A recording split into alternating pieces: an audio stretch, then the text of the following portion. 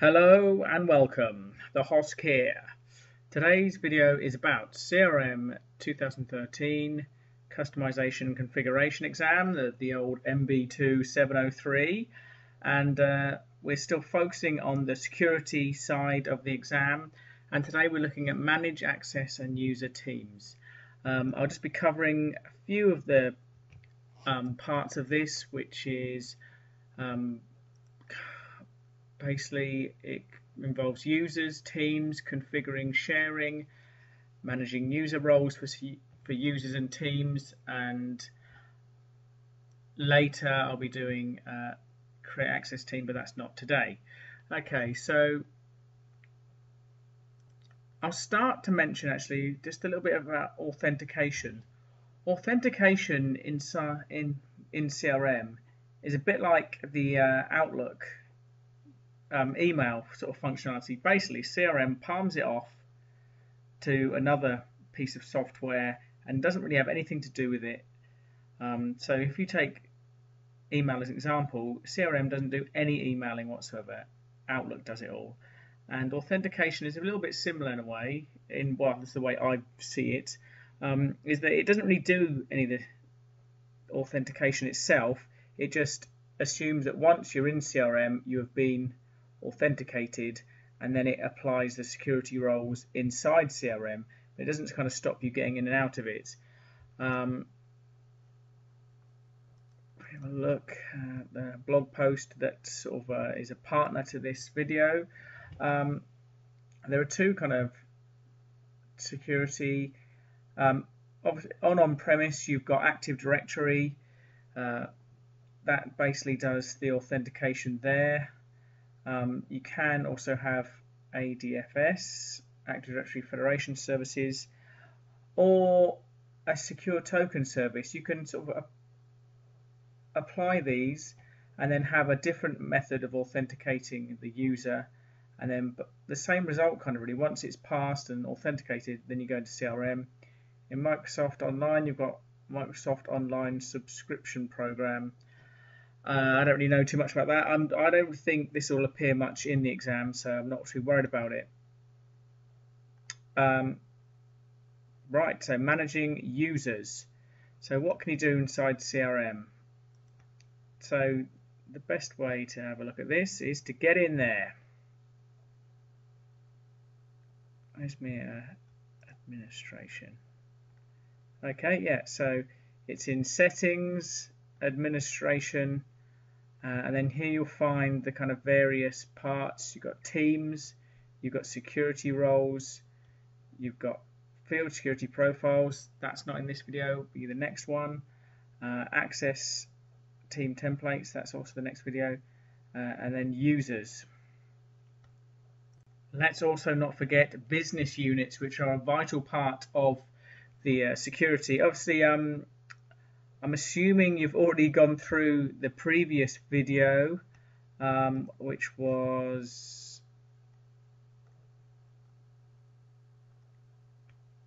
CRM 2013 MB2-703 business units and security roles.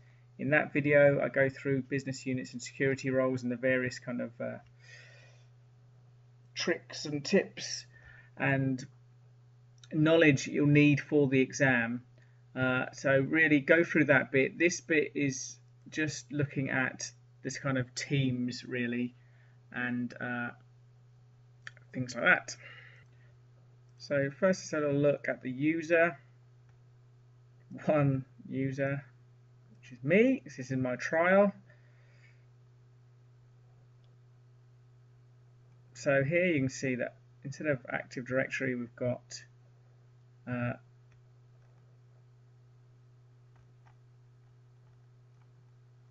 my Windows Live ID. Here you've got business unit. Each user has a default queue. You have manager.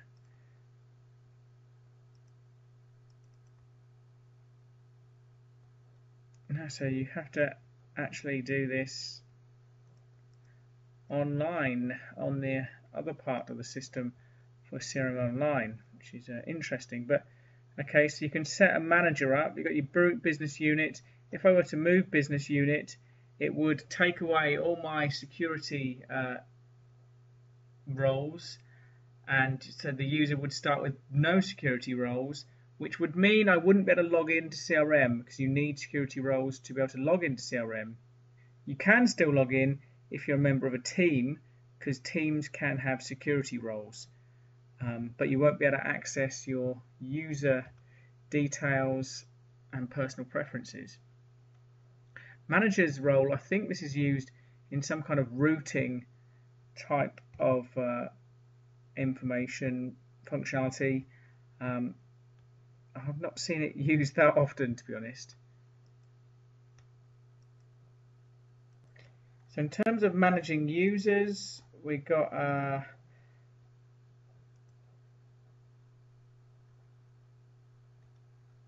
teams here. You can add the user to different teams, and here you can see there's a default team for each user.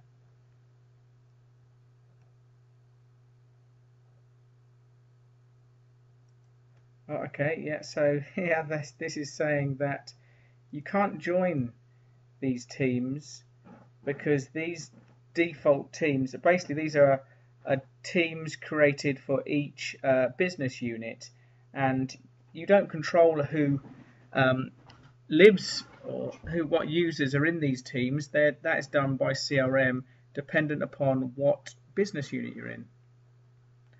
So other areas of managing users, you've got manage user roles, so I can choose to tick more roles here, as my user is actually CRM admin, system admin. Doesn't really matter because that's a kind of a magic role which gives you all access to all custom entities and teams and roles and everything. To manage roles, you can reassign records here, and I guess you could be able to deactivate people, but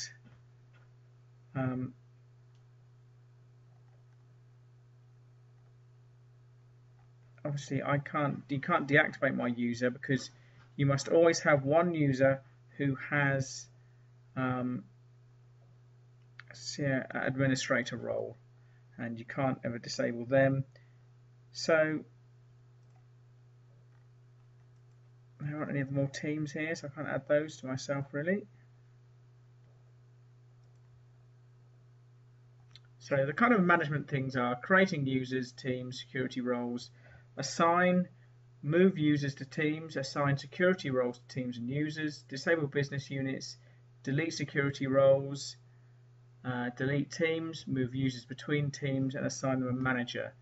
That's roughly what you can do. So where can we find, let's add a team, shall we?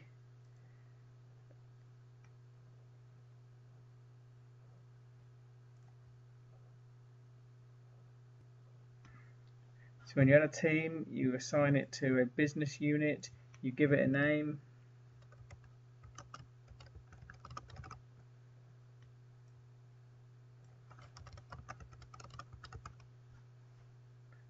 There's an administrator, and then there's a type of team. There's two types of team. There's the owner team, and there's the access team. The access team is new for access team security. And once you have created your team, you can then add members into it.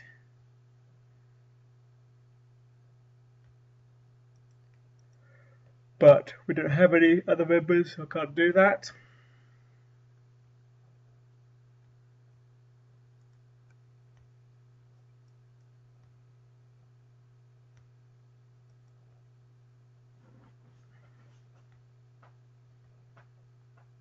You can convert it though. Okay, so we'll create our team. Security roles we've done before. Users, you can create new users here. Do that in the other area. In terms of user access, there are also some security roles or security privileges on a security role.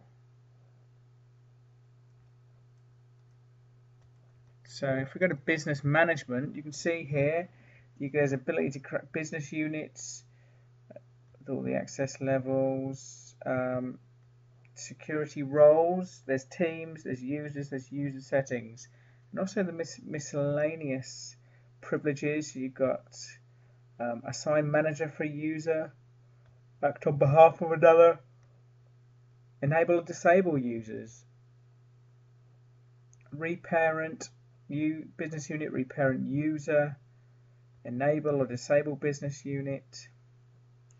These are the kind of user management type of privileges on your security role. So managing users, what can you do with them? Well, you can't delete users in CRM, you can only disable them. Why that is, I guess they're mentioned, they're assigned to records. Like in all CRM, really, the best practice, if you disable a user, then you can recreate the user later, and he'll sort of still exist, and all those. I think it's probably because a user will be sort of have left a footmark on many records and etc. So you might as well have him existing even if it's disabled. Disabled users won't be able to log into CRM, and importantly, they do not use a CRM license.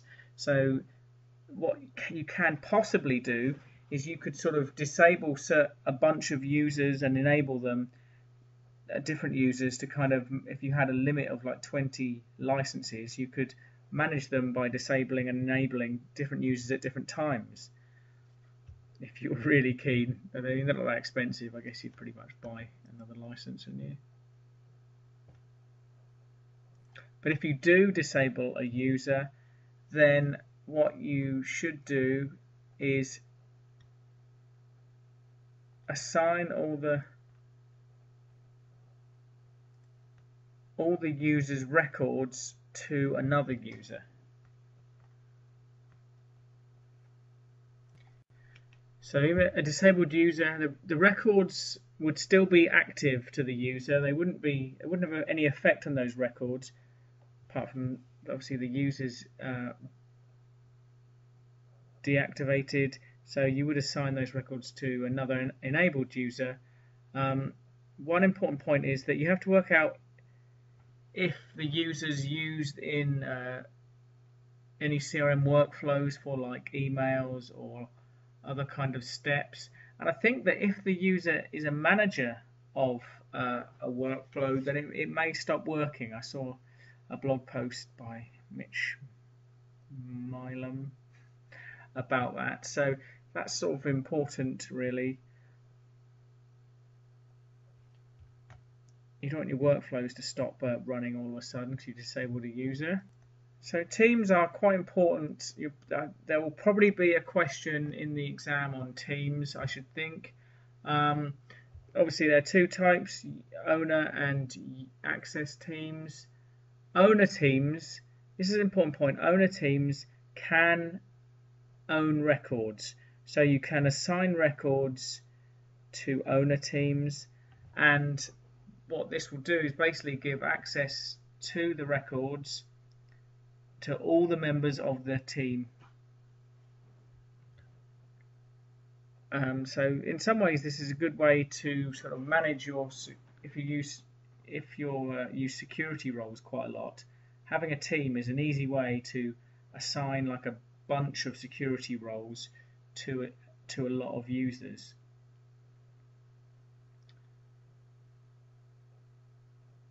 Access teams cannot be assigned security roles or own records. They work very differently to owner teams. And I think, as we mentioned before, an owner team can be converted to an access team, but an access team cannot be converted to an owner team. So I mentioned before that each business unit has created for a default team, not a default owner team for each business unit. This is kind of useful ways of assigning records to a business unit. These teams are managed by CRM. The users are sort of dynamically added and removed based on what business unit that the users are.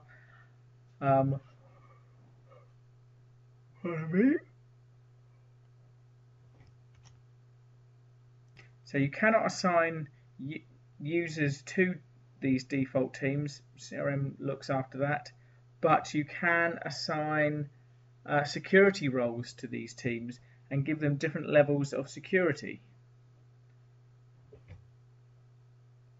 These default business unit teams also cannot be reparented. So they can't change the business unit they're for.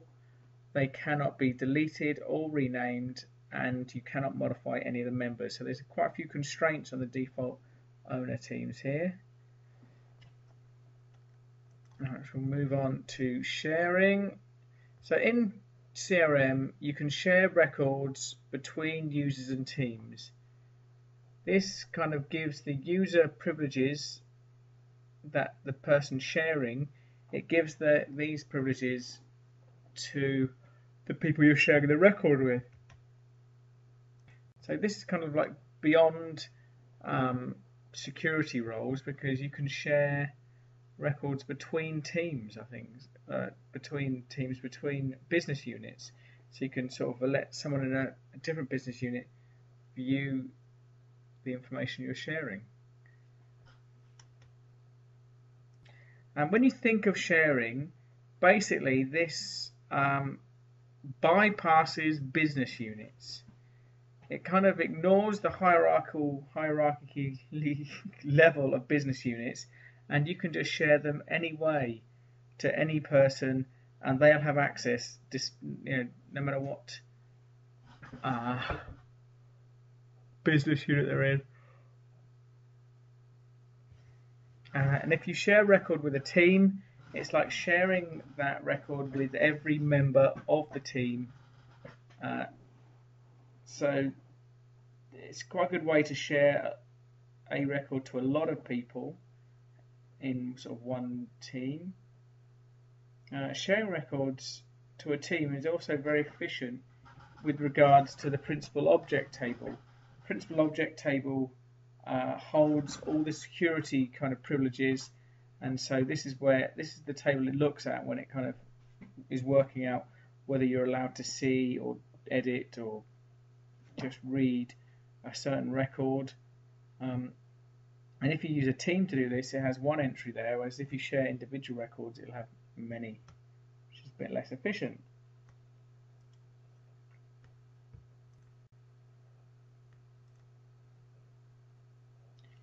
So anywhere you see a user owning a record, like account,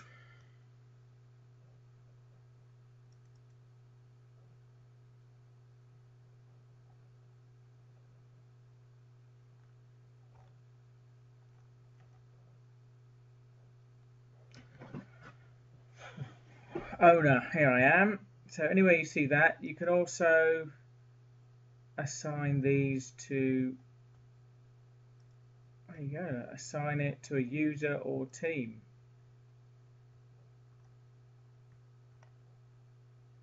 So you can also assign this to a team, and then that would give access to all the members in that team. And not only can you assign records, you can also assign components like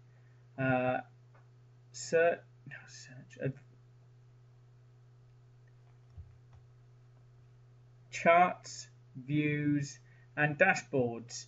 These personal components, you can't share system ones because they're kind of set at a more global level, but as a user, your personal sort of views and components that you've created, you can share these to other users.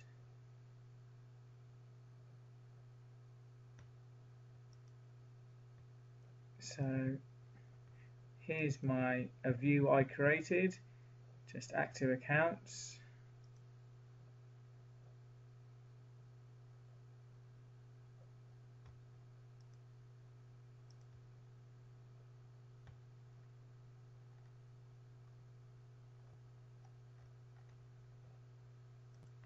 Okay, I couldn't. I just couldn't work out where to share these a minute ago. So you can, if you want to share one of your views, you can go to here and then go to Save Views, and then you can tick this, and there's a share button. You press the share button, and then you get this little matrix allowing you to sort of choose what user you're going to select.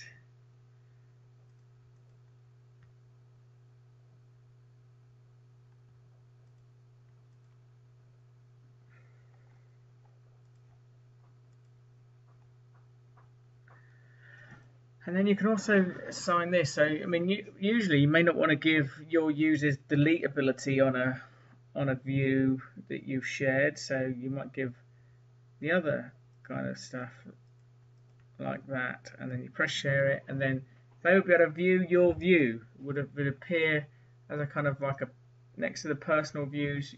Your one would be there. So, and obviously you saw there you can. When you're sharing a record, you can add the read, write, delete, append, assign, and share.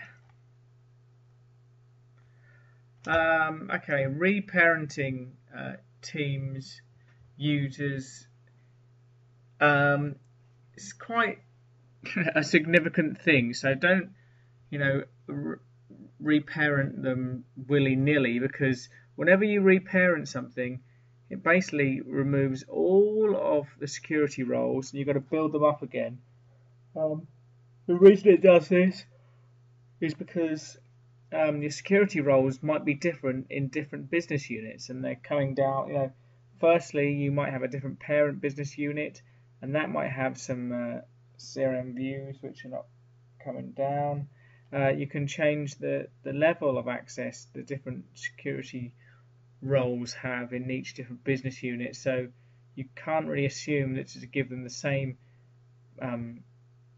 teams or privileges. You have someone has to go in and create them up again.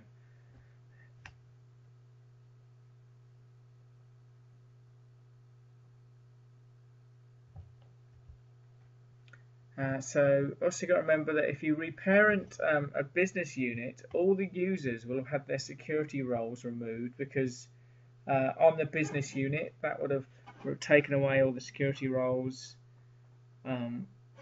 Maybe add them back in, I'm not sure.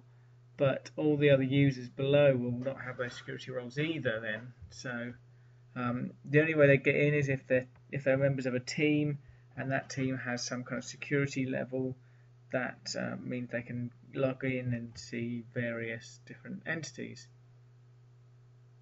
Now if you do reparent a business unit, it will have no security roles, and no security roles means no logging into CRM. Right, so that covers just the quick user access roles and privileges and things to consider for the exam. It's not really how to use them with any sort of great skill. I'm just covering the bases and information needed to pass your MB2-703 Customization Configuration exam.